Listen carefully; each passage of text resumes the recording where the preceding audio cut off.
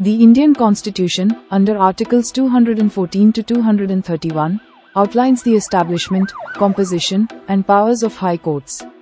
Each state has its own high court, with the possibility of sharing one high court for multiple states. The Constitution also specifies that the High Court is headed by a Chief Justice, and the number of other judges is determined by the President. Key aspects of the High Court's Constitution. 1. Establishment. Article 214 mandates the High Court for each state. 2. Composition. The High Court consists of a Chief Justice and other judges appointed by the President. 3. Independence. The Constitution provides for the independence of the High Court, including the appointment and removal of judges, to ensure impartiality and fair trials. 4. Jurisdiction and powers.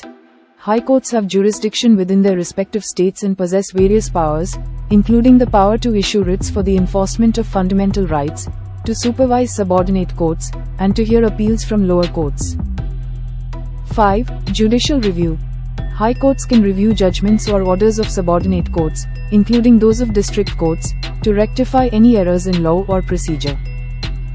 6. Appellate jurisdiction. High courts have appellate jurisdiction over judgments and orders of subordinate courts. 7. Supervision.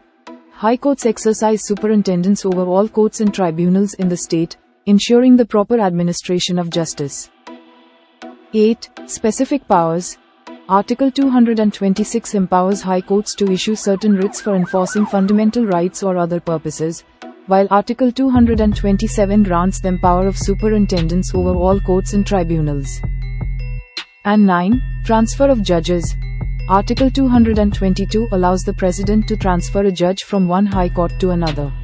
Thanks for watching. If you liked this video, please like, share, and comment.